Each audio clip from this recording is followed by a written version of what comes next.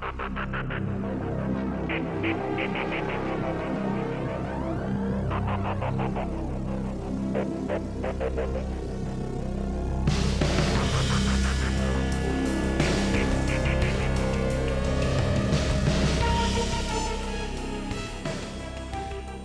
everybody, and welcome to yet another episode of the Elliott City Podcast. It is me, your co-host, Blasco, along with the man from the Great White North, Mr. Pumpkin Spice Rick. Haha, it's that time of the year, man. So It is. It's starting to. Well, I don't know. It was warm here today, but we don't have time to waste on the weather. No weather time. that is no other time. We only have time because there's so much happening. There's so much going on. Yes. We've got a basically free pay-per-view coming up in this week, so it's good time for a company that's on the verge of failing, according to the internet. I know things seem to be going pretty well. Yeah. I mean, it's good, but terrible. It's dire.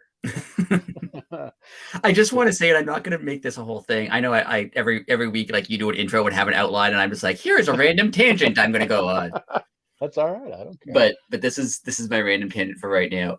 It is really cool that they can lose like Kenny Omega and CM Punk and just be like, you know what, that's fine. We'll just use Jon Moxley and Bryan Danielson in our main event instead, and like just move on. Like it's really cool. It is.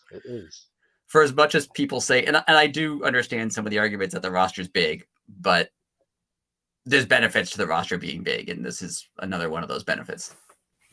I mean, yeah, and we just went through it with all the injuries. I mean, the roster is so deep and so, like, anybody could work at any given time. Like, they're also always ready. I know that's Matt Cardona's kind of gimmick thing. But like, they are. Like, it's next man up mentality. And I've been saying this since we started this podcast. I think that comes from Tony Khan running it like an actual pro sport team. Like, he knows that dynamic. So, you know, when they have their little pep talks, I'm sure he listens to his coaches talk, and he probably says the same thing. Like, hey, if so-and-so's hurt, that doesn't mean that it's over for them, but it means that so-and-so needs to step up and fill that spot for now, or maybe forever. But that just makes everybody, you know, compete. So he didn't warn people not to bite one another, though. That was a mistake. He should have told them. He should have clarified that biting is frowned upon in this company. But that's the issue. Kenny did run in to save Larry, though. I mean, come on. I hope that's true, because the story of a guy coming in to save a dog and then getting bit by a person is so good that it has to be true. It's so wonderful that I you can't take that away from me now. As I always say, it's freaking BTE skit, but people think that it's real, but whatever. It's great. It's fantastic. But another thing that's fantastic, AEW Dynamite. Yes. And it was a fantastic match to start off last week. Yes. With the Grand Slam Tournament of Champions qualifier match. I wrote it out this week. We had Mox versus Sammy. Use the Jericho Appreciation Society versus BCC angle. Had Regal on commentary. And I mean, all in all, wonderful match. These guys can work really well together. But I'm going to throw this to you after I say it. I noticed Sammy kind of changed his style a little bit. Like, I mean, he takes risks, but they seem more calculated now. Have you noticed that? Yeah, that makes and that would make a lot of sense in terms of his, you know, growth as a wrestler, and even his storyline where he's like, you know, being kind of taught by Jericho. It kind of makes sense. And they noted a bunch of times that he would go into like striking battles with Jon Moxley, which Sammy Guevara, first of all, doesn't normally do, and second of all, probably shouldn't do against Jon Moxley. But it was a cool, like, little in-match story. So yeah, good match. I personally, for me, the result was never a doubt. I know, but you may have disagreed with that. But I thought for sure Moxley was going to win, but that didn't hurt the match. Match was still good. No, but, Oh yeah, they earned their "This is awesome" chant. Um, and as you were saying, when I was in picture in picture and they had that little chop fest, I Yeah. wish I had sat in Yeah. another like Pizza Hut commercial because I mean those looked brutal. Yeah. Um, but yeah, Mox advances. Excuse me. Great match. Sammy did very well in his first little tease at the. I don't want to say main event. He's been in main events in the world title picture. Obviously, Yeah. that's what this is for. And I like Um, that. I think I mentioned last week. I like that he's a heel who wants you to hate him. He's not a heel who's like yes, trying to be cool or anything. He's yes, like he goes out of his way to make you hate him, and I like that. yeah. And I mean, as you have been saying since we started this thing, that should also be Brandy and Cody. That's right.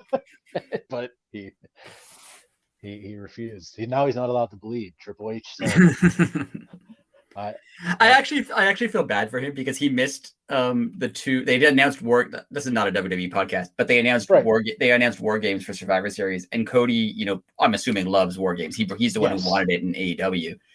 He yes, missed it both times. They had Blood and Guts in AEW. Moves to WWE where they haven't done it on a main roster show ever.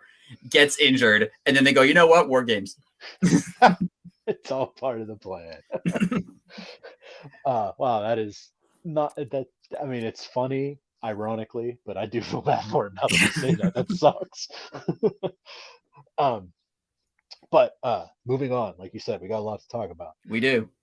Um, MJF came out. I thought it was really cool how, well, not only how this promo went. I wish I would have actually timed this segment because the little handoff they did at the end was fantastic. But uh, MJF's getting that pop. He's getting the fans to like him, and the more he insults here, it is Yeah, there's a couple things I liked about this. One, I really liked that right at the end of the Moxie match, they were like, MJF's in the back demanding a mic. So, like, you know, yes, I thought it was a cooler way than saying, and when we come back, folks, MJF. Like, it seemed like it was a more, you know, anti-authority, anti-establishment way to like have, but like still tease that MJF is coming out next, which, you know, stay tuned. He'll be there. Don't turn the channel. right. I liked that. And what I really liked about this, and I think it's Mick Foley, and I'm sure hundreds of other wrestlers have said it. If you're cutting a promo and all you do is bash the other guy, it doesn't make the feud look good because even if you win, you're beating a guy who sucks, according to your own promos. Oh yeah. What I really liked was that Wow. he put over Moxley. Like he put over Moxley as like a tough guy who's, you know, beaten his demons, gone through a Yes. lot, but then was like, but you haven't faced me, and put himself over too. So Right. now it's a thing Paul Heyman, I think, has done a lot. You know, you put over the other guy, but then you put over your guy even more. That makes sense. And Makes perfect sense. it makes you want to watch the match as opposed to just MJF being like, you suck.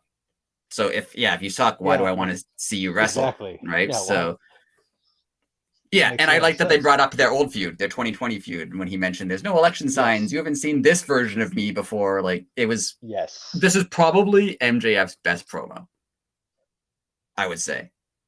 It's up there. I mean, yeah, I'll agree to that. I mean, because a lot of his promos are like, you know, cheap heat. They're like, I'm going to WWE, or bashing the town, or making fun of someone's parents or whatever, right? But this was a very storyline driven promo that was still an MJF promo. Like he sounded like he's obviously sounds like himself, but it's more focused than a lot of the stuff he's ever done. I feel like he's been working on that maybe while he's been away, or has someone working with him, because it was much more focused as a promo. And yes, it was. And it was, I liked the delivery even. It was sinister, but like not like he wasn't playing like super villain. He wasn't like all out dick either. Yeah, I think you're right that he is going to slowly turn face, but I hope he has to. It seems the way they're doing it, which is the right way to turn someone like MJF face, is he just continues to act like he acts, and people just start cheering for him, as opposed to he's suddenly a nice guy. Because then it's like, again, making a WWF reference, but then it's like what Austin was. Like, Right. and then it made Vince, because of course Austin was going to prevail in every situation. It was like the old like Bugs Bunny cartoons. Like no matter Yeah. what Vince put in front of him, he's going to knock it down, and the crowd's going to go nuts. Yeah. It's going to be kind of just the opposite of that. Like I said at the beginning, MJF's just going to be MJF, and like, oh, Pittsburgh sucks, blah blah. And the crowd's just going to cheer him anyway. So it's very organic right now. Yes, definitely. That's a good word for it. It doesn't feel forced. It doesn't feel like he had a face turn. It just feels like he's being himself, and now people like that. Yeah. And I mean, they're still listening. He has a lot to say. My favorite part was the Stokely Hathaway, I guess, transition. It was a very cool promo. It was. I wish I would have timed it, because it went for, I mean, MJF's was, I don't know, we'll say 5 minutes, and Stokely's was every bit of 5 minutes also, if not more. We found out that MJF did hire Stokely. I was going to say, you heard that here first. Just saying. That was good call. Good call. We talked about that. They have a name. They're called the Firm. Great name. Great. That's so. I mean, you put that on a T-shirt all day. I mean, for the hired guns of like a yes, rich kid. It works. Yeah. Stokely, he took over the promo, and my biggest note that I have here, and this is AEW playing everything perfectly. Stokely blurred the lines of reality with, I had to call MJF on the phone and tell him not to quit. Thought that was great. Yeah. They're doing a really great job with that. And what I love the line, I forget the exact line he said, but it was something like, you're not going to see us necessarily come out together all the time, something along those lines. Like we won't be out here as a group. And I think I think you mentioned it, kind of like a Bobby Heenan-ish. Like they're all going to be managed by him, and sometimes they may come together, but they're not like the NWO where like they're all there all the time. Right. I like that. I thought it was great. Really hope they drop the W and W Morrissey. The dude doesn't need anything in his way. Like, just call him Morrissey. But then again, I was thinking the like artist probably owns that, so they couldn't put it on a T-shirt. Yeah, so. The W is just give him a full name then. Like call him Will Morrissey or William Morrissey or something. The W is a little odd. Yeah. Yeah. Because W is not even like it's an initial, but it's not short. W is like a long letter to say, so it's not like Will would be shorter. He didn't really need Stokely to say anything. Like, everybody knows who he is, but I loved that Stokely put over Lee Moriarty, and then honestly, the biggest pop of the whole promo, he put over Ethan Page. I think this is the start of something big for Ethan Page. I hope it is, because Ethan Page is really good. So I definitely hope this is. And I mean, well, as we'll see, he did wrestle Danhausen, but yes, that had to be fun for them, considering they're like really good friends. Like, that had to be really cool. But all in all, great promo, and it was kind of like a tag team edition promo. It was weird, but very, very well done. Yeah, I don't think I've ever seen that before, where like one wrestler calls out a group and then he just leaves, and the other people just do their promo. Yeah, it was cool. I liked it. Yeah, and it was like MJF like quietly left too. Right. Like he didn't like have I'm leaving. Yeah. Yeah. They just started talking and he just walked away. Yeah. I liked it. It was great. I loved it. Jungle Boy set an open challenge on that old internet, and Jay Lethal answered. I thought that was, I really like when wrestling companies do that. Like, they'll issue, like, a wrestler issue a challenge via Twitter, even though it's storyline or something. Right, like earlier in the day. Yeah, it just more, because if you just happen to be scrolling that time and you're like, oh man, that's cool, and then and it also kind of gets you to feel like, oh, they're all at the arena, like, hanging out, so what are they doing? They're like, right. It's cool. Right. But Jay Lethal answered. Uh, Boy, the cardio in this match. He's I bet you they ran 300 miles. Yeah. It was the entire time was just a sprint. It was awesome. Satnam he's starting to come along. He interfered again, got himself thrown out though. But there's something big coming for him too. I I would like honestly, I was thinking of this the other day. This is going to go off subject here for 1 second. I think his first match, even though it's never going to happen, needs to be like against Lance Archer, not like Marco Stunt, like they would good point. try to do. Yeah, good point. Yeah, if he beats someone who's a big guy, it would look more even if they got some like one of the I think they changed their team name, but like one of the Bear Country guys or someone along those lines, like someone big. Who's the other guy? That other he's a bigger guy. He's on Elevation and stuff a lot. I told you I liked him. Anyway, it doesn't. Never mind. This is going to take too long. Yes. Good, yeah, we don't want dead air. But yeah, a bigger guy. Like up against a bigger guy would be good. Yes, I totally agree. He has to win. So like, I don't want his first match to be against like Wardlow and put belt on him. But I'm, anyways, he interfered. Jungle Boy still selling the lower back from the Luchasaurus situation. I thought that was cool. Jay Lethal hits the lethal combination, and there was a kick out, which I've never seen a kick out after the lethal combination and the Macho Man elbow drop. So that was really cool that Jay Lethal let that happen. Yeah. Which led to Jungle Boy putting on the snare trap, tapping Lethal out. It was a great wrestling match. Are you surprised by how much TV time Jay Lethal gets? Like, I'm not saying he's not a good wrestler. I mean, he is a good wrestler, but I feel like he gets more TV time than I expected he would get when he signed, and more than like a lot of other people who were signed around that time. Like Tony Khan clearly likes him, wants him on TV. I'm just a little surprised that he's on. He seems to be on like every week, which I'm not saying I don't want him on TV every week. I'm just surprised. I'm just surprised that he is on that much. This just popped in my head as you were talking, and I don't know if this is true. Like Tony Khan obviously was a big Ring of Honor fan, but just like Tony Khan is doing for Sting, I think he's kind of doing it for Lethal. Like Lethal is now like at the end of his career, was never really like he had a few small moments in TNA. Like he had the Ric Flair feud, but other than that, like nothing much. Right. Just kind of give him like, hey, you paid your dues. I'll put you on TV every week. We'll put you in meaningful feuds. We'll let you work with Sanjay. Like, yeah, that makes sense.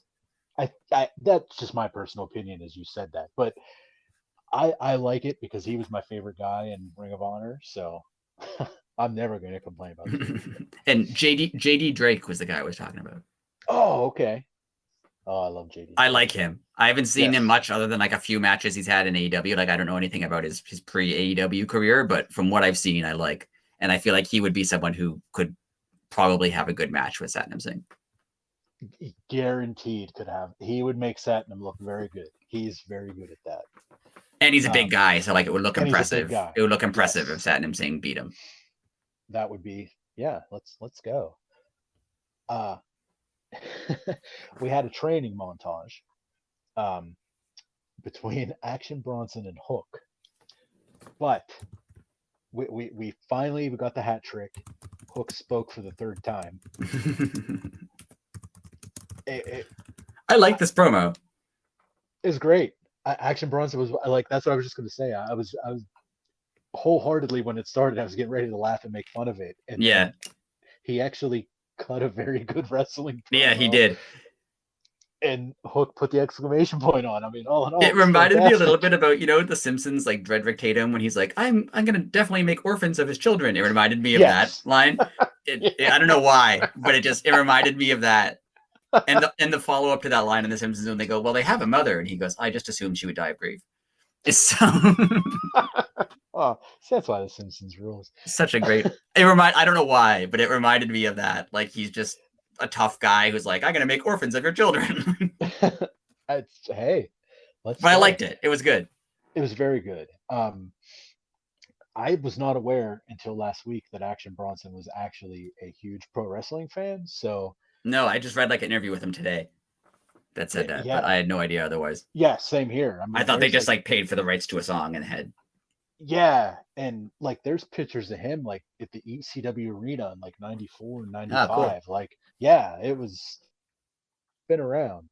Um, so it's going to be interesting to see what they let him do. And of course, I mean, 2.0, they're going to sell for him in Yeah. front of his home crowd. I Like, think this is it's, going to be like he's going to get tagged in, wrestle for 2 minutes, do like a bunch of high spots that 2.0 will sell for like crazy, oh, and yeah, then tag himself back out. But like it'll get over, and yeah, people will like it.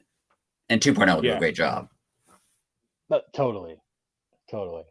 Um, just again, Ethan Page said he was going to challenge for the All Atlantic title, which I wish they wouldn't have said that yet Yeah, because then the Orange Cassidy thing happened. right. That was a little confusing, but Yeah. Um, but regardless, um, but we also saw Luigi Primo, and I was so happy that we saw Luigi I had Primo. no idea who he was. I was like, "What is this?" Like Are you later on, serious? later on I looked it up. I'm like, "Oh, he's like a big indie guy. I get it." But like at the time, I was like, "What? What's happening?" Oh, that was I was so happy that I saw him. Like I just thought that was the most random, amazing thing. Um, Danhausen But you'll notice I interrupts. didn't know who he was. Looked him up on the internet and was like, There you go. "Oh, that's who he is." And instead of just And like being mad that I didn't know who he was, I yeah, spent literally 30 seconds and found out who he is. right. But before Danhausen walked himself into a match on Rampage, you knew who Luigi There you Primo go. was. A little awesome fact about Luigi Primo: all his T-shirts that you order off him come in a pizza box. Oh, nice. It, I mean, come on, that's fantastic marketing. It is. I mean, that's perfect.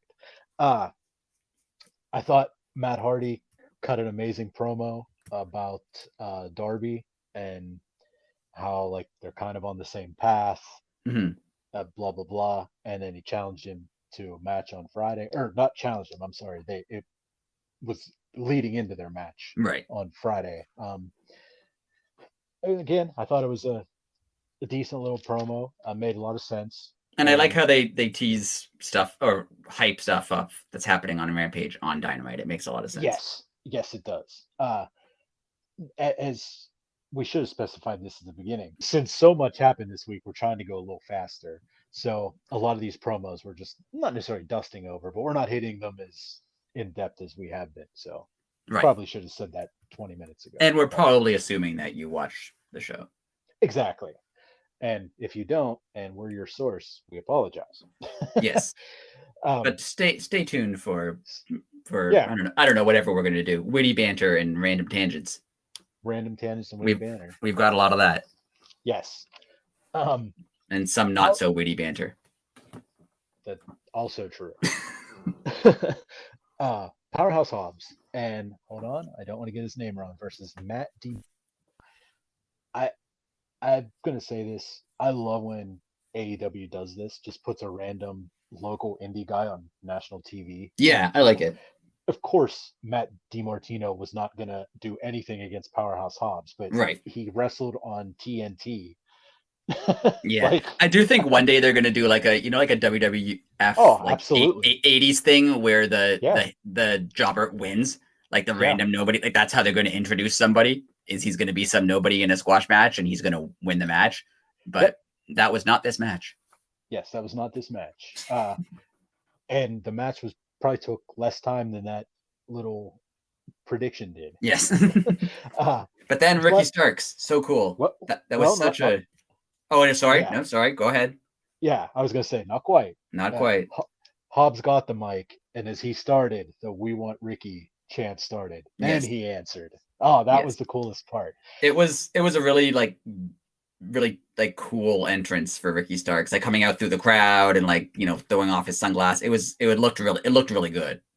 Okay, now here's my question. were there plants in the audience that started like sitting in different sections that started "We want Ricky" chants, so he had a cooler entrance? I mean, it's entirely possible. I don't know. That's I always got to play devil's advocate and not give anybody credit for anything. But okay. But it looked really good. It looked really good. Looked fantastic. We learned we're in a new chapter of the Book of Hobbs. Yes. And it started right. What was supposed to start right then and there, and then boom, Ricky had other plans and jumped Hobbs, and he started doing the Ricky did his pose. I don't know what it's called. I was trying to think of a name, but I don't know what it's called.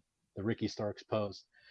Sounds cleared good to me. The ring. Yeah, he cleared the ring, and I thought it was a great segment, a great ending. Yeah, it was really good. Like I could see, like I liked it, but I could see if you're in the arena, like that would be that would really hype you up. That sort of interaction there. I have a little prediction with the Ricky Starks pose. By the way, all right, it's gonna transcend into other sports. You will see within the next 2 years, like person scores a touchdown, hits a home run, they're gonna do the Ricky Starks. Yeah, I could see that. It's an easy to do pose too, so I could see that. Very easy. I like that. Easy. It doesn't take long. It's not like overly drawn out. Yeah, I like it. No, it's a good prediction. We have to get someone in hockey to do it. That'd be sick. No, they're not allowed. It's the code. That is true. You must not look like you're enjoying yourself at any time. Right. I forgot about that. World Tag Team titles on the line. Lucha Brothers versus Swerve in Our Glory. I really enjoyed the way that Taz and the announce team acknowledged that the AEW audience is growing, and how they explained why the Lucha Brothers were getting a tag match, and like how the not brackets, rankings. There you go. How the rankings work, and it was really cool, and a very cool acknowledgement that like, hey, our ratings went up, so maybe we should, right? Let people in on what's going on. And I thought it was done really well. It was very classy too, very classy. Tony Khan and Taz, who of course both listen to the podcast. 100,000%. You hit the nail on the head last week. Swerve has put the heelish actions into full motion now. Yeah, and he's going to do a really good job of it. You can just tell. Like you said, he's super cool. So when he's a heel, he's just going to be the dude that's cooler than you, that you always wish you could be. Right. Yeah. And you're like, man, I feel like good at that. I feel like he'll have more celebrities around him, or like, other rappers, or like an entourage. Like he's gonna like over push how he's so famous. It'll be really cool. Oh, it's gonna be great. And as always, I always bring it up, the Lucha Brothers and Swerve in Our Glory earned their "This Is Awesome" chance. Yes. Swerve and Keith Lee obviously retained. We knew that was gonna happen. Yeah, no one really expected the title change to happen there, but right. The Acclaim come down, and I thought it was really cool that like Max like teased the rap and then just went straight like even out of character promo. Yeah. Like he looked mad. Oh, so good. Yeah, it was great. Now this is the part we were talking about earlier, when Pac was backstage with Alex Marvez, and Orange Cassidy just knocks him out and challenges him for the belt.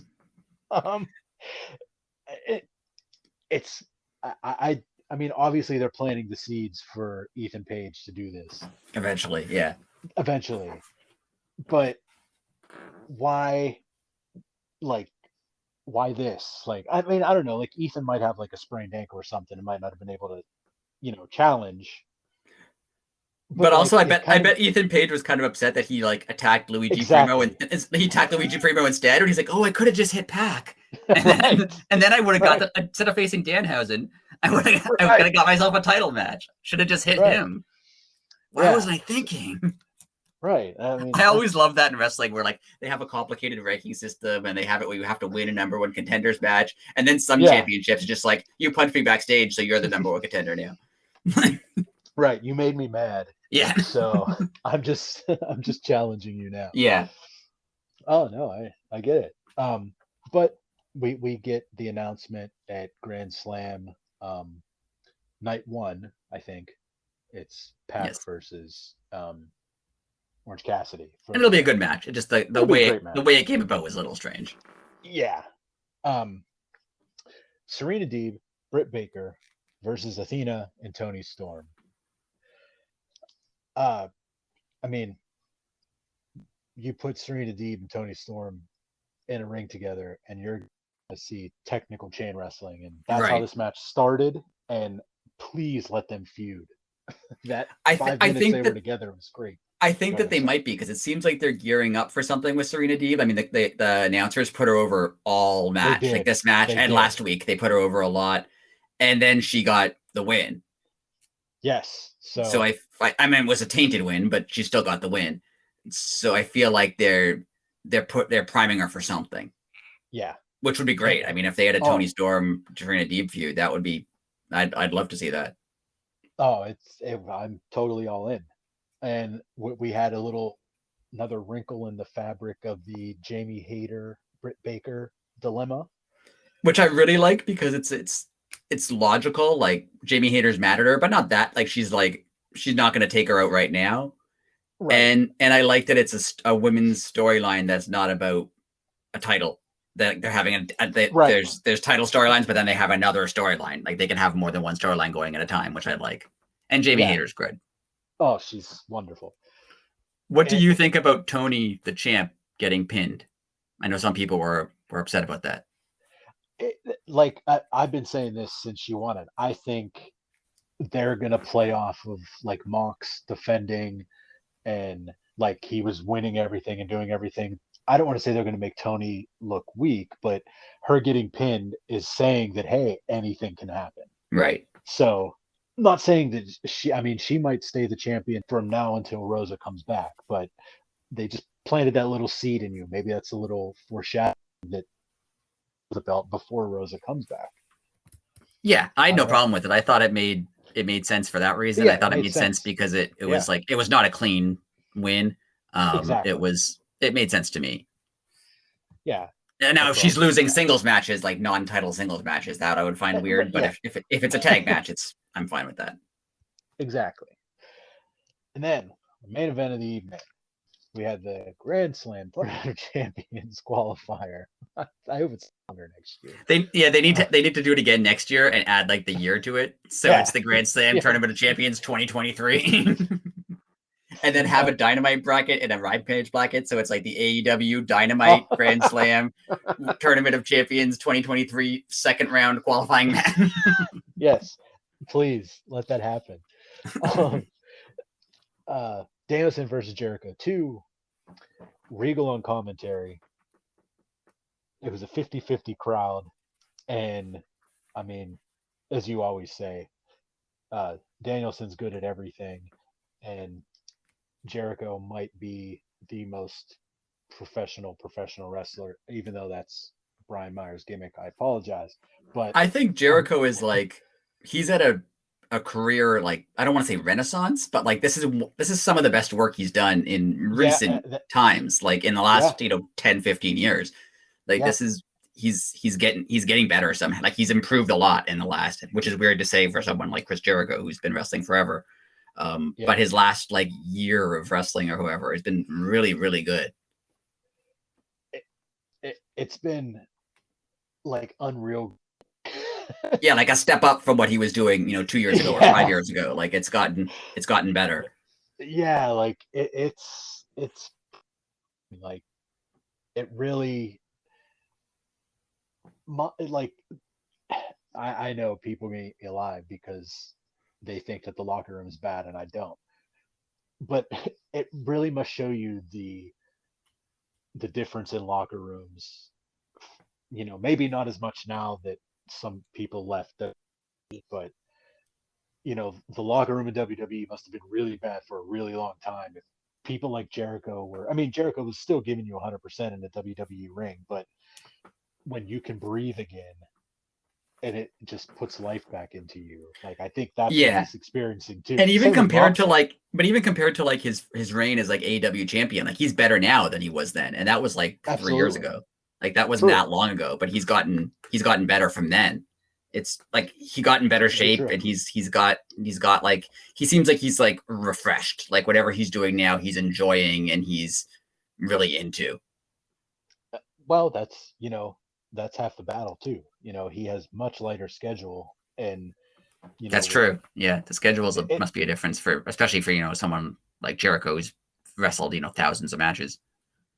Yeah, and in a touring band, like a lot of bands aren't touring right now because it's so hit or miss with venues Right. um, and COVID restrictions, if there are any. Or So even crowds, like they might can't guarantee you're going to right. get a good crowd somewhere. Or yeah, So he's literally, flying out Tuesday, back home Thursday. I mean, right. for living the life of Riley right And I now. mean, it doesn't hurt that he's wrestling guys like Bryan Danielson, who's obvious. Like Exactly. I'm Like, pretty sure I could wrestle Bryan Danielson and it would be passable. Like yeah, it would, like Danielson would somehow do something that'd be like, that match wasn't bad considering this guy is completely untalented. yeah, the guy has no idea what's going on in the ring with him, but he would somehow have like a decent match. Jericho hit the code breaker, and I thought it was really cool that he hits the code breaker. Danielson takes the bump, jumps up, and gives him the psycho knee. I thought that was a really, really cool. I liked this match more than the match they had at all out. Sorry, I agree. I think this match was better too. All in all around better. Well, going into it, the crowd was standing for like 3/4 of it. They got him, they reeled him in, and it was just a great pure. Do you think Danielson? I only thought of this recently because someone else mentioned it. Do you think Danielson selling the ankle, which I thought was great? He's so good at selling; like he makes you actually think he's hurt. Yeah. But do you think that was kind of like a reference to the Punk Moxley situation where Punk hurt his ankle and lost, and then Danielson hurt his ankle, but like so he could lose because that happened to CM Punk, so it might happen to him too. That's very good, and these guys are sticklers for like fans paying attention to detail. So I feel like that's something they would do. Yeah. Yeah, very very well. It was a great match. Danielson beats Jericho, and we get the Blackpool Combat Club in the finals. Which I also really liked where they mentioned, Jericho beat Danielson recently, and Bryan Danielson's never beat Jericho in a singles match. But it's also hard to win 2 matches in a row. Like they had reasons for both people. Like Jericho, it's hard for you to beat someone twice after you just wrestled them. Versus this is a guy you've never beaten before. Like they presented it really well. Very well. And again, they explained all that. So if there were people like tuning in for the first or second time, they were learning, like, unlike the other place, like they recognize history, right? Even if it doesn't involve their company, right? I mean, yeah, even calling Jericho a 7-time champion or Danielson a 6-time champion, yeah. Like they're not that Bryan Danielson's never been an AEW champion, but they still count him as a 6-time champion or whatever exactly. They said he was. So yeah, it was a very good show, solid show. And we get to move right along into Friday Night Rampage, and what a way to start it off. Darby versus Matt Hardy. Yeah. Did not expect them to start slow and actually wrestle. And it was super cool that they did. Yeah. And then Matt Hardy flew kind of like head first into the steps. Yeah. And then it just went downhill from there. I mean, Darby missing the swanton on the apron. Oh, that was like, made me sick. That, and then I think he got powerbombed into the turnbuckles like shortly afterwards. Uh-huh. I mean, those 2 bumps in the span of like, a couple minutes, like either one of those would have killed a regular person. And then Darby Allin's just like, no, I got more, 10 more minutes. I'll do 10 more minutes of this match. It'll be fine. Yeah. And like, puts a dude in the Last Supper and taps him out. Like, I really liked that. I thought that was it's adding on to Darby's character. He's not just a high flying guy who hurts himself. He's actually a talented wrestler. He has, wrestling moves. I like how they're adding that into his character. It's fantastic. It's very well done. Lights out, House of Black in the ring, and we had Julia in one corner, and we had Brody King in the other corner. And as they met in the middle, Brody called out Darby and Sting and challenged them to a no DQ match against him and Buddy Matthews at Grand Slam. I was stoked on this from the beginning. I liked it. And I think what you mentioned last week about Julia being kind of in charge, I think that seems like it's going to come true. Like she kind of seems like she was calling the shots there. Yes, she did. And I dug that. It's really cool if they let her do that, just because she is with a beast of a human being and Brody King, sorry, not Brody Lee, R.I.P. And Buddy Matthews is a big dude too. So putting her in a place of power just makes her like, oh, she's controlling them. Like, yeah. And real quick, I thought that just as a little nuance, they showed the new commercial for Full Gear in November tonight during Elevation. Right. The House of Black is on the poster. Nice. Okay. They all look totally normal. Malachi is sitting in front of them. His face is all blacked out, and his eye that used to be black was normal, and there was skin underneath it. Interesting. That's what I said. Yeah. I was like, uh-oh, is that a little hint to, interesting that he comes back. Interesting that he's even on the poster. Yeah. Let alone changing him up a little bit. Right. Are they planting, or did he have that seed planted? Like, hey, when I come back. Yeah, because as far as I can tell, I haven't seen this new poster, but like the Elite, like Kenny Omega and the Bucks aren't on it, right? And CM Punk's not on it. So like it's updated. No, they weren't. So it's updated it's for like the current roster. Yeah. Yeah. So that was very interesting, and I thought that was very cool. Claudio cuts. Worked in WWE for 73 years and didn't know he could talk. Every week he cuts a better promo than he did the week. Like I honestly had no idea he could cut a promo. So then they're like, oh yeah, they just never let him. I see. Yeah. And the promo on the Blackpool Combat Club Excellence was every quote should be on the back of their t-shirt. Yeah. I even wrote it down. In the BCC, you learn even when you lose. What a quote. And that they want to they're happy facing each other because it makes them stronger. I like that. Yeah. I like it. And Jericho interrupting and the crowd chanting "You tapped out." Oh, yeah. Oh, amazing. And then Jericho challenges Claudio for the Ring of Honor World title at Grand Slam. I like that. I like how you mentioned he won titles, in WWF and WCW and ECW, and he's never won one in ROH. So he wants to. I like it. Yeah. And he mentioned WWF and WWE as two separate places, which I enjoyed. I also enjoyed that too. I was so happy that he did that. I mean, he knows.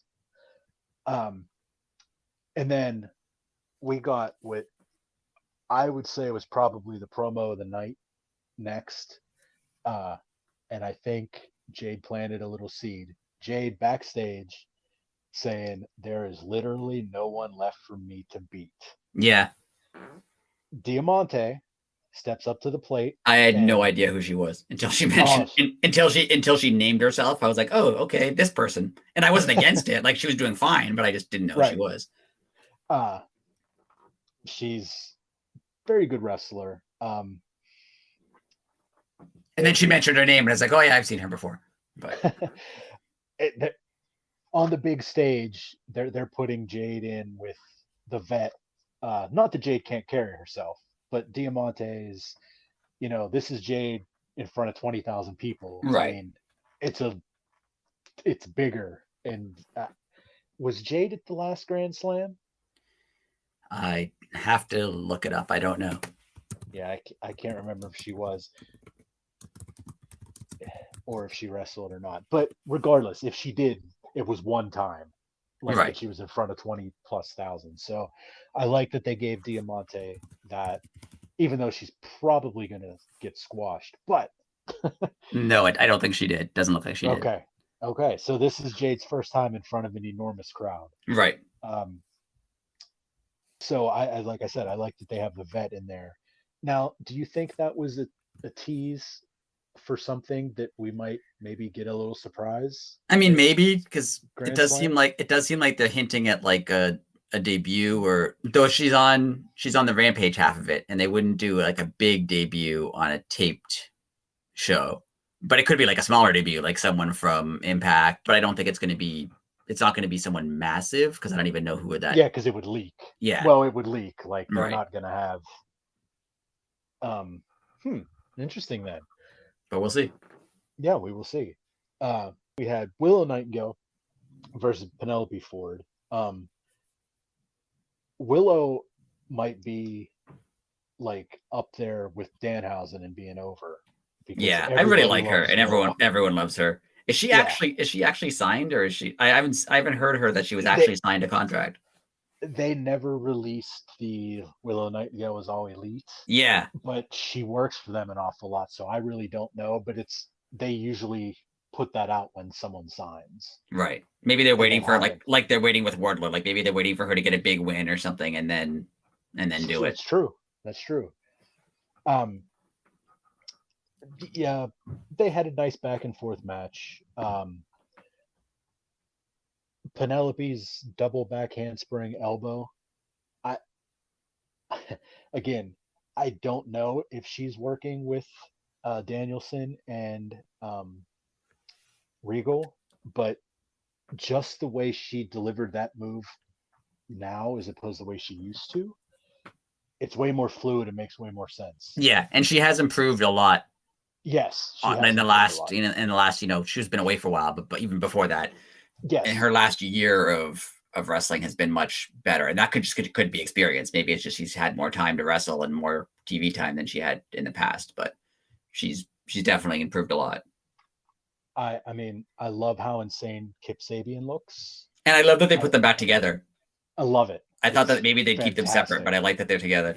Yeah, they could be kind of like a super villainy type duo, like a Joker Harley Quinn type thing. I like it. Yes, it's wonderful. Penelope taps out Willow. It was a great match. Everybody loves Willow Nightingale. The Dark Order backstage. I love the Dark Order, and if you don't have a sense of humor because they're hilarious. What I love about the Dark Order is they're hilarious, and there are some people who are just like, they should be in main events. Why are they not champion? I don't think they should be. I think they are in a perfect spot where they are right now. They're entertaining. They have good matches. They're not Bryan Danielson. Like they shouldn't be in main events on a regular basis. Right. But they're in a good spot where they could be in a main event and it works and they're fine. Yeah. And they do a good job. Like they're solid, upper mid card. They can move around the card. They can have promos that are funny. They're all around just entertaining. 1,000%. And when John Silver asked Jose, the assistant, if his last name was really the assistant, that was good. I don't know. I honestly, I don't know how somebody didn't laugh at that. Yeah. like that was hilarious. And the fact that Andrade just tries to like buy people all the time. I love that this came back. And I love that his just like his lack of understanding at why people would hang out with each other unless they're getting paid. Like he doesn't get it. He doesn't understand. Like, wait, you're just hanging out, but he's not paying you. What's going on? Like I could be paying you. It's great. He doesn't understand friendship. I love that they brought it back from the Darby and Sting thing. I love it. I love it too. It's so it's funny. It's this weird, funny character quirk that he has, where like he just tries to give people money to hang out with him. It's great. Right.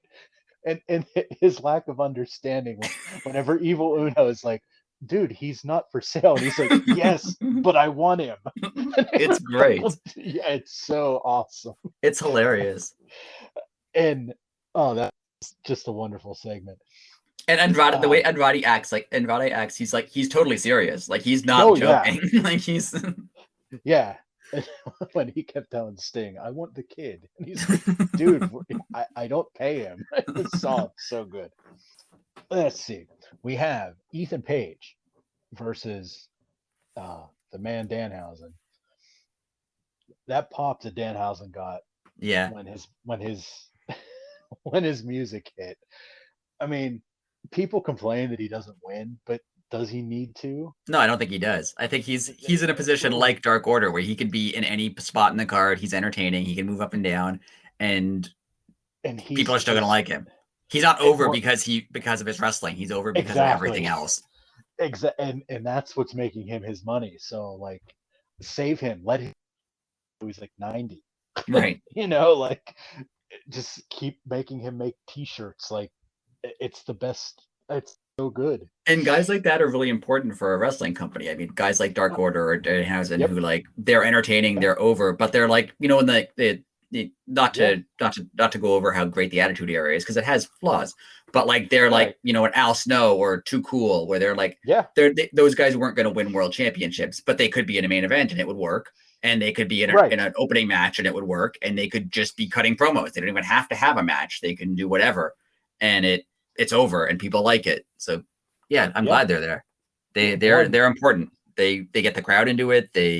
They're kind of like calm down after. You can have like, if you have like a really exciting match, and then you have like a Danhausen promo, like the crowd will still be invested in it, but not to the same aggression level as if they would be if it was a wrestling match. It works.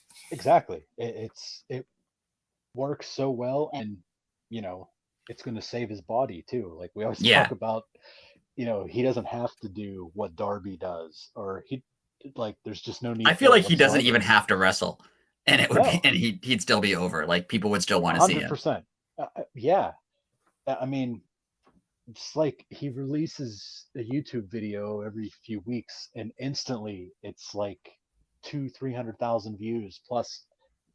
I don't know how many subscribers he has. So. And he does get people who don't watch AEW to pay attention. Like I've heard other people, like people I know who don't watch wrestling on a regular basis, but will occasionally tune in to AEW or something, and they like Danhausen. Like they think he's cool, they think he's funny, they want to see him, and you need that.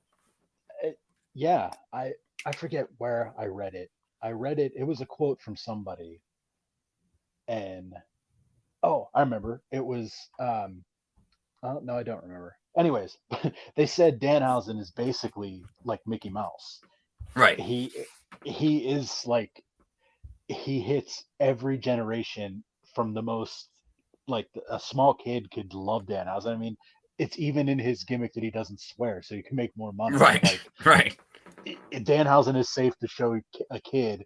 Right. He's also like, you can show your mom Danhausen, and it's like, hey, look, this funny little guy.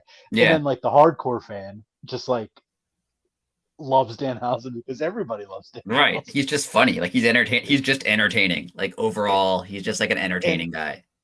And he hits our generation when he came up with this character. It's 50% Conan O'Brien and 50% The Simpsons. Right. And you can tell what his inspiration, and that's our whole, that's the whole, generation's inspiration for everything. So he's doing a great job. Yeah. He's basically Mr. Burns in the ring, but on the mic he's Homer. I mean, come on. Yeah, it's great. It's wonderful. Off the Danhausen rant. Sorry, Ethan Page. But good for Ethan Page. How we just put Danhausen over. The words of Jim Ross and Chris Jericho mean way more than ours. And they put Ethan Page over. Jim Ross seems to really put Ethan, like he really likes Ethan Page. He puts him over a lot. And you can tell, yeah. And that's important. Like for all the faults that JR has, like him putting someone over still matters, and him putting over Ethan Page matters. Yes, and he knows that. Like he knows that if he says something good about someone, like it helps them. Absolutely. Well, again, just like Danhausen. I mean, Jim Ross is the voice of our generation. So if Jim Ross tells me I need to like someone, well, that might ruin my whole day, but I have to like him after that. It's like it's Jim Ross. Ricky Starks had an old school. It reminded me a lot of like an Attitude Era vignette.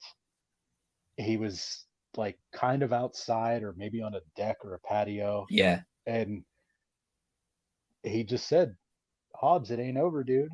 I'll see you at Grand Slam.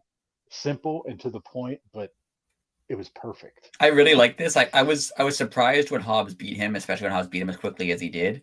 But I really like this character of Ricky. Like he's gonna keep being there. He's gonna come back. He's gonna be around. Like it's great. And I like I said, I liked the aspect of the feud when he said, like, Hobbs, why are you moving on? It's not time to move on yet. Right. Like, Ricky's still in control of you, and you don't like that. Yeah. And the layers are. I like layers were good. And then it was time for the main event, as Mark Henry would tell us, the Ring of Honor World Television Championship.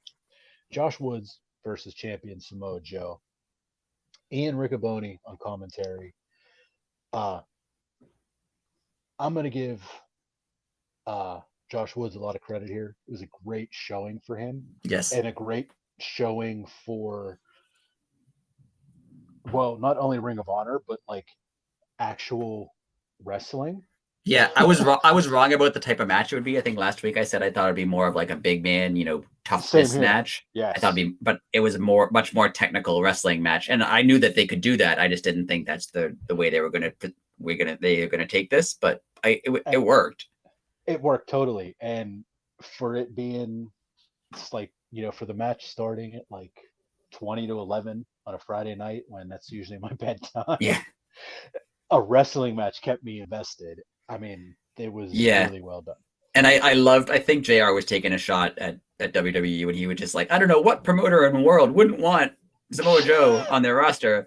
You could go any year in history, and any promoter in the world would want Samoa Joe. And meanwhile, like they fired him twice in 6 months. Yeah. Yeah. I feel like that was a shot. That was JR taking a shot at them.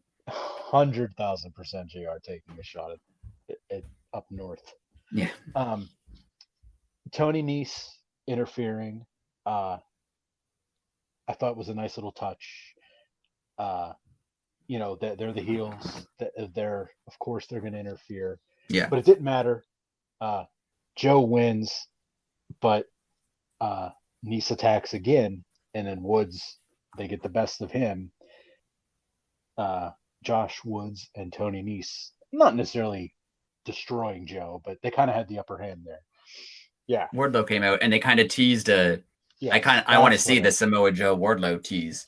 I want to see that. Yes, we got a nice tease of Wardlow and Joe, and we also learned that we're going to get Wardlow and Joe versus Nese and Woods at Grand Slam.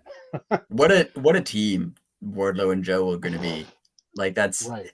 And I feel like this is for the purposes of putting Wardlow over. Like Samoa Joe is, a big tough guy, and Wardlow's now going to be positioned as his equal. Right.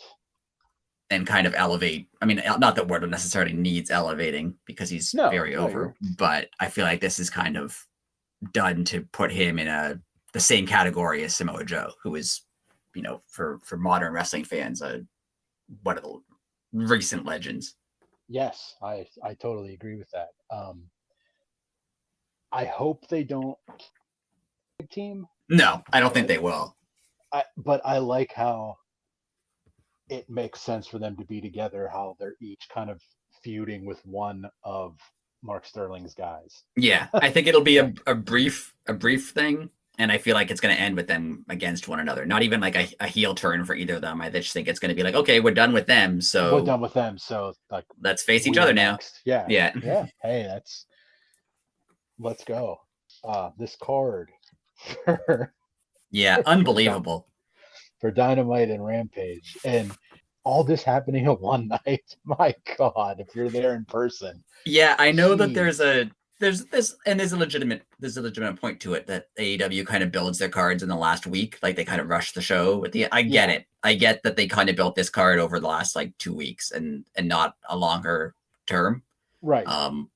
But still, it's going to be so good. Like it is basically it's a pay-per-view, but it's not. Like it's a pay-per-view that just happens to be on television. Yeah.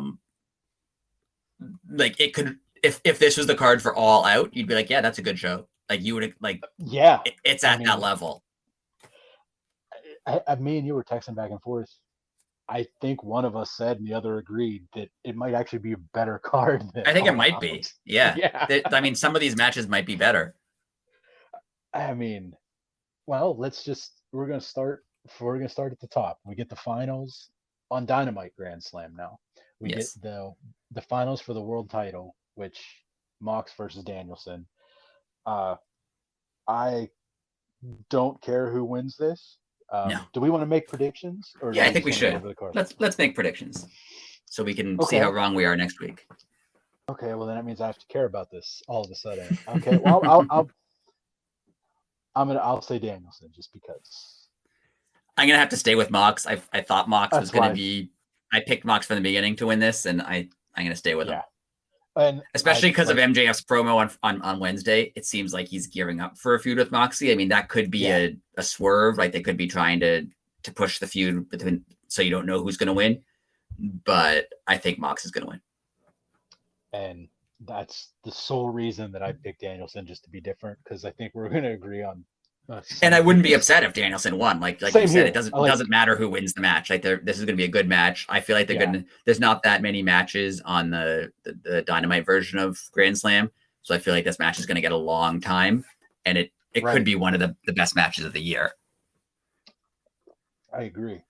Have they ever wrestled each other one-on-one? Like when they did WWE? They did when the Buffalo Combat Club formed. Remember, they had a match, and then Regal came out at the end.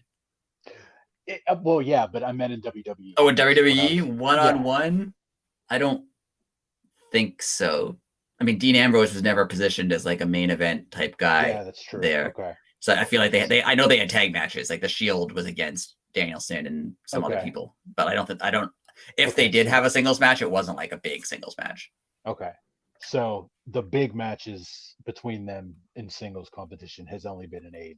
That's as far as I can recall. I'm sure I'm wrong, but someone on the internet will point this out, or I need Excalibur in my ear going, no, remember it was 2017 and it was an episode of Raw on a Wednesday in March. Right. Yeah. It was a special episode. They aired it on Wednesday, and this is what happened. All right. Yeah. Swerve in Our Glory versus the Acclaimed. I think we both agree it's going to be the Acclaimed. Yeah, I think it's going to be the Acclaimed, and my only doubt here is, does Swerve turn on this show, or does Swerve turn like do something heelish but actually turn next week? I think it'll be a post-match turn. I think the Acclaimed win, and then he like pushes Keith Lee or just hits Keith Lee. Maybe even the Acclaimed save Keith Lee. Like, yeah, I was thinking he might not turn on this show because they want to keep the focus on the Acclaimed. But if they then save Keith Lee from Swerve, that keeps the focus on them, because this is clearly going to be their moment. This is going to be their big arrival on the world stage, as it may be. Right. And I think it might be like a Swerve walks out on Keith Lee, and then actually that works. Then they have some sort of interaction next week, but I don't know. That works too. The interim women's title, we have Toni Storm versus Britt Baker versus Serena Deeb versus Athena. How do you see this one playing out? I'm gonna say Serena Deeb wins. I think she wins. because it's an interim title, so technically it doesn't have to count. And I think they're going to do a Toni Storm Serena Deeb feud, and Toni Storm might win it back. They could. My thinking is Serena Deeb wins, then they have some singles matches, and Toni Storm wins it back, and then Thunder Rosa will be ready whenever that happens. That's my thinking. I think Serena Deeb should win. Okay. She deserves it, and I agree.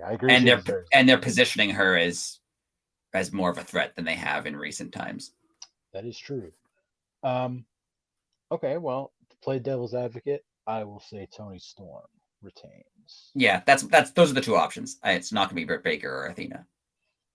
I agree. Ring of Honor World Title match: Claudio versus Jericho. I don't know about this one. It seems like it's going to be Claudio because they want to position him as like the face of ROH. But how big of a boost for ROH would it be if Chris Jericho was their champion? Well, since you said that, and if we think they're going to announce a TV deal and he wins the belt that night. Yeah, like I am thinking at some point. I mean, Tony Khan has teased an announcement, so it may not it may happen now, it may happen later, but ROH is going to get a TV deal, and wouldn't you?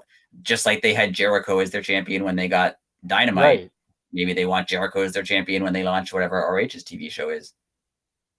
Yeah. Now I think it might when they first announced it, I was sure Claudio was going to win. This is just to give him a good match, but it might be Jericho. I'm going to still say Claudio. Because that makes a lot of sense. Because he was the face, not the face, but he was a big time player in Ring of Honor. So yeah. Oh, but Jericho could go to Ring of Honor and call himself a sports entertainer, and I feel like that would work even better against an ROH audience than it would against an AEW audience. Oh my God, they might kill him. That's true. Wow, see that writes itself right there. So see I had very little interest in this before because I thought Claudio would but now I'm like very invested.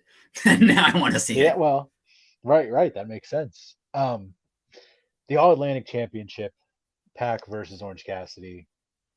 I think Pac has to win this. Yeah, I agree, and I think they're gonna move to an Ethan Page feud, so that it should be Pac.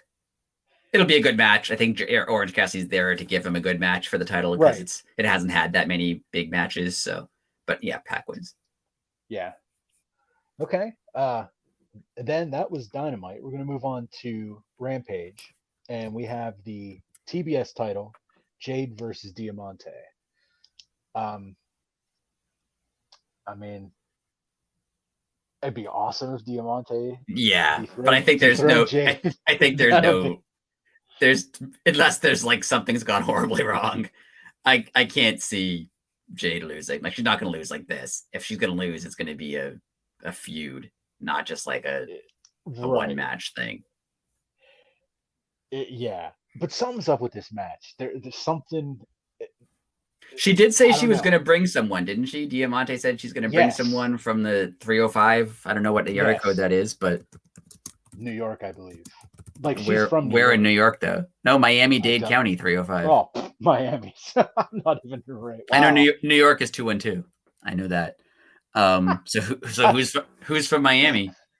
I 1000% Diamante has been from New York for like the past 3 years. That's why I'm laughing right now because I was like, oh, that makes perfect sense for her to be there. Wow, okay. No, she's from Miami. No, she always reps a 305. But I 100%. I would have said she's from New York just because she has like a similar Kingston gimmick to like Eddie Kingston or what's their names? How come I can't think of them now? Anyway, Problem Powerful. Yes, that's who I was thinking of. It's a similar gimmick, so they're all kind of New York. So I thought she would be, but so who's she gonna bring? I don't know. Literally, if you Google wrestler from Miami, she comes up. Like if you search for women's wrestler from Miami, Diamante comes up. That's amazing. Wow, I thought she was from New York. That's hilarious. But I don't know who it would be. But she said she's going to bring someone. So yeah, I don't know enough about Miami wrestlers to know who this might be. Well, I mean, who said it was a Miami wrestler. I mean, she could be bringing Stokely to the ring. That's true. May not be a wrestler. That's a good one because if it is a debut, this is taped, so it's obviously going to leak. Right. So I doubt it would be like it's not going to be anybody new. It could be like I guess like a legend. Yeah, it could be someone from like from TNA or WCW, like someone who you would know, but it's not like a huge star. Yeah, that's just there for like one night. But yeah, I still like it's not like Hulk Hogan. Right. From Miami, you never know. Yeah, he's definitely from somewhere in Florida, maybe Tampa. I don't know where he's from. or I think Orlando. Actually, I think they all live down there. Yeah, that's like true.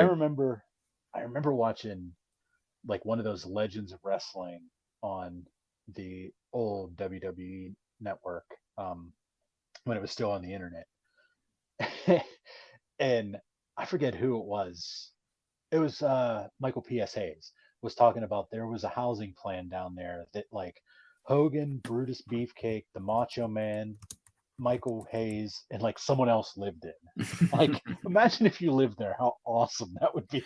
I remember when I was a kid, I think they announced Hogan and Savage from being from the same place because now this makes sense. They lived in the same place. And I remember thinking like, that's so weird that both of them live right near, like they're both from the same place. But like, no, they just both moved there. Right. He was billed as Venice Beach, California, but he's from. Oh, there you go. Oh, I forgot that they said he was from Venice Beach. Yeah. I just know he's always with the Tampa Bay Lightning. Are you serious? Hogan's always like at Tampa Bay Lightning games. Really? Yeah. I did not know that. Yeah, he's amazing. Like he was there for not when they won the cup, but he was there for some other stuff. That's amazing. Now I want to see a picture of Vincent LeCavalier, Hogan, and Marty St. Louis. And I don't know why. I just think that'd be the funniest picture ever. Anyways, we have, which this match could go so many different ways, and I can't wait to hear your opinion on it. We have the no DQ tag match. Sting and Darby versus House of Black. I feel like something's going to happen here. I don't think it's going to be Sting turning, which is I've seen people suggest it would be cool, but I don't think Sting will be a heel at this point in his career. I think he's going to stay face. Agreed. But I feel like something will happen here. I don't know what though, because it's no DQ. I mean, they could do anything. So right. It's Also, in the notes, you called him Stink, which I really like. Wow, that's amazing. Which I think autocorrect. Which I love. How does my phone not know that I'm talking about a wrestler? I like because it just Stink and Darby, which I think is great. That's amazing. Now, see, that's a total '80s gimmick. The Stink. I'm gonna bring just my like a guy who smells bad, and like no one wants to wrestle him because he smells so bad. Right. Yes. He would do like the Nasty Boys thing with the armpits. That's what I was just gonna say. That's basically one of the Nasty Boys. Yeah. Yeah, I don't know what's gonna happen in this. I don't. I think a lot of these matches, like the Jade one, I feel like something's gonna happen, but I don't know what it is. Which I like. Like I think that's cool. Yeah. It's your. I'm put the heat on you. Who do you think's winning this one? I think House of Black, just because they've lost a lot. As far as I can tell, though, Sting hasn't lost a match in AEW, so that would be a big deal if he lost. But I think House of Black. I think House of Black also. Yeah, Sting hasn't lost a match. Sting and Darby as a team haven't lost a match yet, so I'm saying House of Black too. Intrigue. Yeah, there's a lot of intrigue there. A lot of intrigue on the next match here. Eddie versus Sammy. Yes. Normally going into an Eddie match, you get the promos, you get all that. They had their quote unquote real fight, which I don't think was real. But we're not getting the build that we should. Yeah. But it's a little odd because I know they wanted to have it. I mean, they wanted to have it at All Out, right? And then didn't. Right. But see, I don't think it needs the build. No, I mean Eddie's going to be over and Sammy's going to be hated, so that's kind of all. You don't need to make them more over and more hated necessarily. And this, and I feel like Eddie might do a promo on Dynamite because Dynamite's a shorter, like has fewer matches. So, well, that's true. That is going to be the fight of the night. I literally think they're just going to beat the hell out of each other. Yeah, and I think they'll, whether or not the fight they had backstage was real or not, they're gonna play it up. They're gonna play it up as like these guys really want to fight each other. They really like it won't be a wrestling match. They're just gonna fight, and it'll be fun to see. I really hope Eddie wins because it's in New York and he deserves that. And he lost to Jericho, and I want him to win. But how much would people hate Sammy if he won? Well, yeah, I mean, yeah. Yeah. I'm going with my heart on this one. I say Eddie takes it. I say Eddie too, just because AEW is not a heel company. I've heard people call, the difference between WWE and AEW is WWE is a heel company. Like they build up their heels more than they do their faces. I think AEW is the opposite. They have a lot of faces and they build up their faces a lot more. And having Eddie lose in his hometown or his home area, I don't know if he's actually from Queens, but his home state, would be a WWE thing. Like if this was booked at WrestleMania, Sammy wins. Oh, Sammy wins 1,000%. Yeah. But it's an AEW show and Eddie deserves it. And I'm going to go with Eddie. Yeah. I'm going to go with Eddie too. Samoa Joe Wardlow versus Neeson Woods. Yeah, Samoa Joe and Wardlow. I mean, I'll see. I've literally gone Neeson Woods. Really? I think it's going to be Samoa Joe and Wardlow just because they, like I said, they're going to beat them and then be like, well, what do we do now? And just face each other. I think they're gonna let Smart Mark and Tony Nese win on their home court. That's true. I mean, they do. That's the only. Yeah. that's the only thing. The friends and family are going to be there that night. I could see that. Josh Woods may be from like either the Philadelphia or maybe Jersey. He's close too. He's born in Texas, but that doesn't mean he's actually from there. Hold on. Well, you know where I'm getting that from? He wrestled in Ring of Honor, so a New York crowd would know him. They would know him, definitely. Yes. But then if we go by that, the next match, well, these matches aren't necessarily in order. They just we have Hook and Action Bronson versus 2.0. We already kind of talked about this, but I think we're going to agree that Hook and Action Bronson have to win. Yeah, and this is going to be short. I mean, Action Bronson's not a wrestler, and Hook matches are short, so it's going to be short. And it's going to be like it's going to be good. 2.0 is going to do their best to bump around. It's going to be great, but it'll be fast. This is to like pop. I wouldn't be surprised if this like opened the show because it's a long show. This if it's taped, it'll be taped, so it's going to be following Moxley, Danielson. The crowd might be kind of tired at this point. I feel like this will get people back into the show. Yeah, the lights go out and then Action Bronson. Yeah, like his music, which is actually Hook's music, hits. Yeah. Well, I just thought of that. Do you think he plays them out? I just thought of that too. Will he do his own theme? Yeah, I think he will. I think he'll like rap his own entrance theme. Yeah. That really would get the crowd into it too. Yeah. Like what you just said. So yeah. They're going to be the hype men for this show for sure. Yeah. Initially, it said Ray Phoenix versus Jack Perry, which I was so happy that AEW was doing it, but then they changed it back to Jungle Boy after I went back to the website. I feel like they're going back and forth on that. Like they will call him. I think it was. I forget if it was this week. I think it was this week. They were calling him Jack Perry, and then his graphic when he came out said Jungle Boy. So I feel like they're going back and forth on what to call him.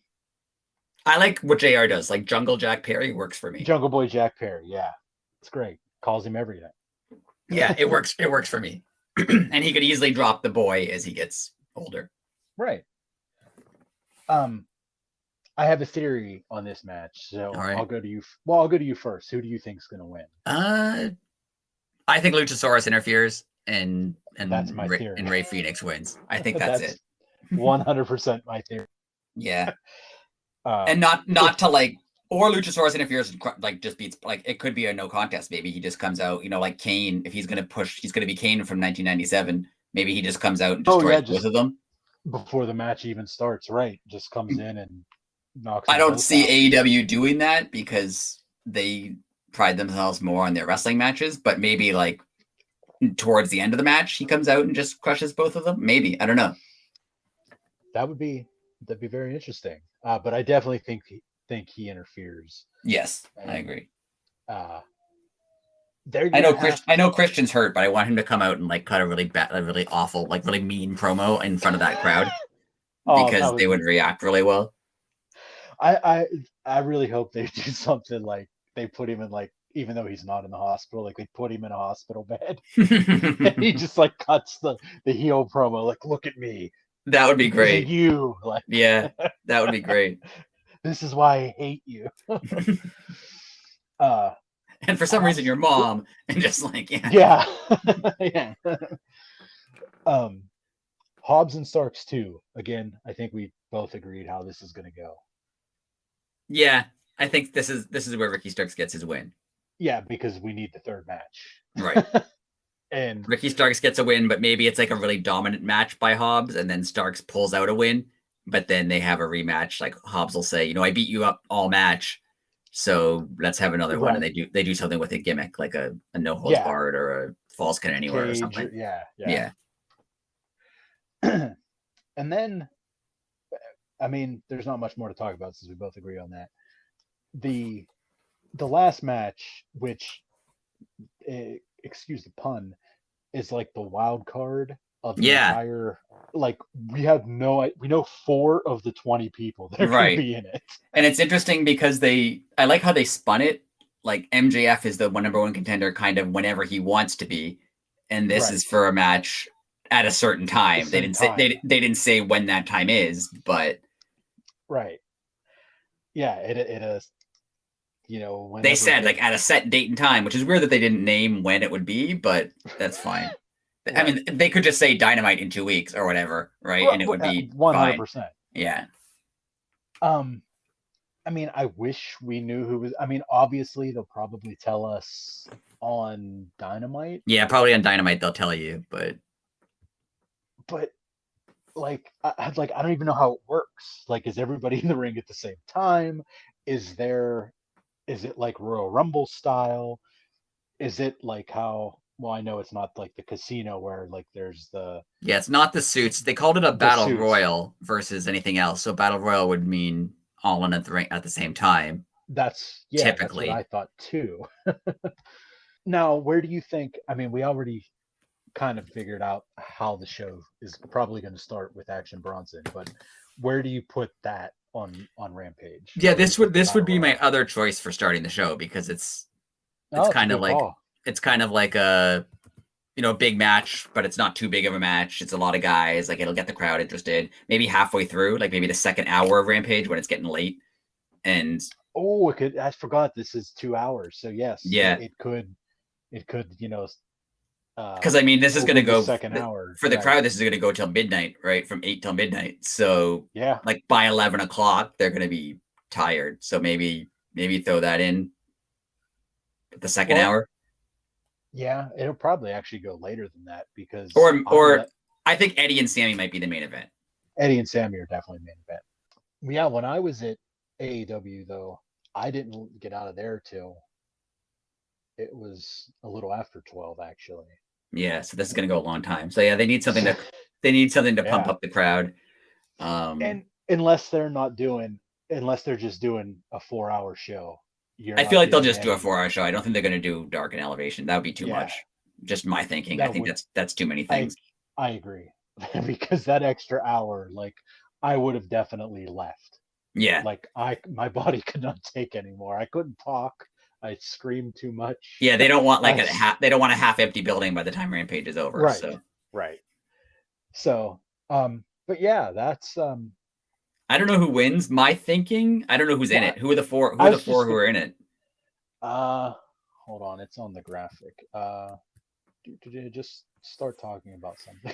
I think There my you go. my initial thoughts are the person who wins this isn't going to win the title because I think MJF's going to be the next person who wins the title.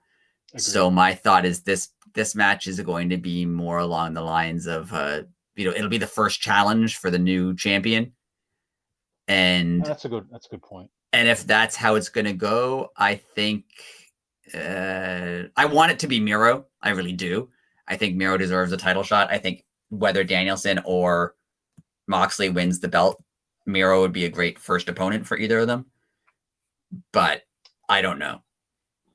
My pick is Miro. I'm going to say Miro. Okay, that's a good pick. Hold on. The internet's not working. Here we go. It has the poster has Lance Archer, Jay Lethal, Penta, and Hangman in it. Yeah, Hangman's an option just because he's I just Hangman. think it's funny. Like those are four of the most random people. Yeah, like, that's very odd. That's an odd group there. Like who the hell are the other 16 going to be? Yeah. Hangman's an option. Hangman's my second choice. Hangman is definitely an option. This would be a good showing for, like, honestly, for Satnam Singh. I'm not saying he's going to win, right? But to have him in there, that would make sense. Hold on, now I gotta. Let's see. Now that I'm thinking, they might flip the matches. They might do this to start the show, and they might do Hook at the second hour because the second hour is people going to be more tired. And Hook and Action Bronson might get. Those are my choices for first hour, second hour, for Rampage at least. I feel like maybe they should do this as a 2-day thing because I feel like this is too long. I don't know. What? We're just having it all taped in one show. I feel like that's too much for. Or do we definitely know that it's not live? I could have swore it was live. No, it's taped. It's on the. If you go to tickets, it's one ticket for one night. Oh, geez. Okay, okay. Oh, that'd be terrible. I made my back hurt. I mean, pay-per-views are that long. Like pay-per-views are 4 hours long too. But true. I mean, the gates open at 7, so I don't know if that means the show starts at 7 and they have some opening matches, or. I bet you it just starts at 8 because when I went, gates opened at 6. Oh, okay. So I remember I was stressing out because I couldn't find a place to park. Yeah. And I was like, "Oh no, I'm gonna miss a start." Like, no. Show starts at 7. Gates open 5:30. Oh well, I was wrong. They are doing. They might do a dark or something, and they're not gonna do both of them, but they might do dark before. So wait, what time does the show start? It says gates open 5:30, and then the time of the show on the website is 7 p.m. Yeah, that makes sense. Because gates open at 6, and they gave us time to like buy merch and stuff. So if gates are opening at 5:30, that gives an extra half hour for like the extra people. And it's a big building. It's a big place. Yeah.